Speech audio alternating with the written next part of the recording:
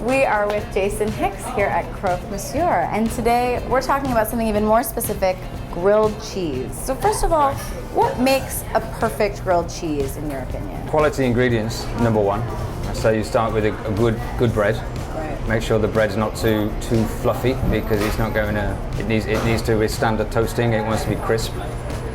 Cheese. You don't want a cheese that's too oily. You want a firmer cheese that isn't just going to turn into a big oil slick. What cheeses do you find tend to melt the best, work the best in a grilled cheese versus cheeses that you maybe wish would work but just don't? So we have a lot of different cheeses. So we're using different flavor profiles of very well-known French cheeses, and then we'll go into some blended cheeses where we might blend, say, Stilton with a tickler cheddar or whatever. If you have a cheese that's very oily, for example, you can counter that by adding something that isn't so has zero oil in it.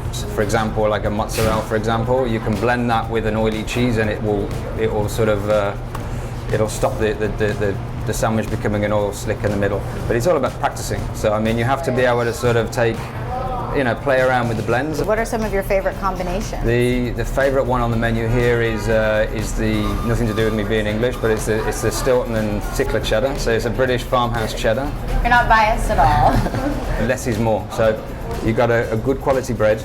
The bread is, once it's toasted, we cut ours about 1/2 inch thick, and we cut it to we cook it to an exact recipe, so that we know that we're not going to sort of overpower the cheese with the bread. And so then what equipment do you need for a grilled cheese? Because obviously, you can flip it over in a pan, you can use a panini maker, but what do you think makes for the best grilled cheeses? First ever time I had a grilled cheese, it was a Teflon pan and a microwave. I really struggled to find anything better than that, to be honest with you. You don't need that. I mean, you can do, as long as you can control heat.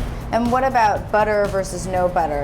Do you melt anything, or do you have any oil on the pan when you're cooking it? I'm going to do it in a pan, yes, butter. So then I'll take a whole sweet butter, unsalted, soften it slightly, and get an even coating on the outside of the bread.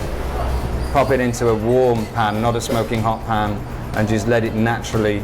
Let the butter caramelize, and then the butter will be absorbed in the bread, and then it's going to sort of take on a really beautiful crisp.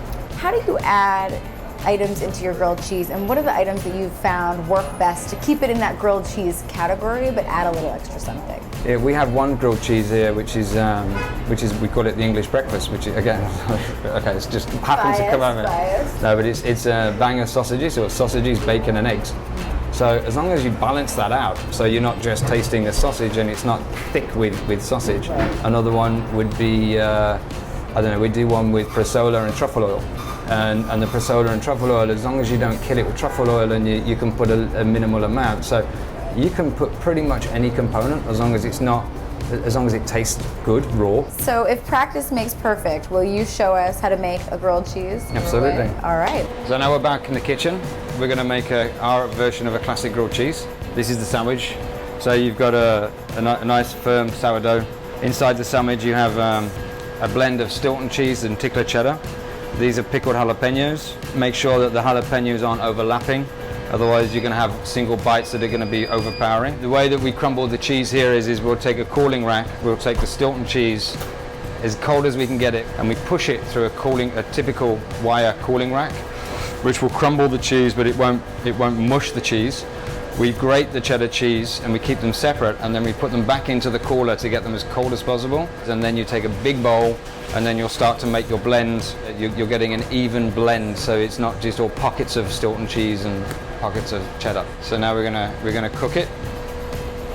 So we're obviously using very high-tech ovens here that we've programmed for all the specific sandwiches. At home, you would take whole butter, you spread it evenly over the outside of the bread here, and then you would pop it in a pan that's not smoking hot but warm.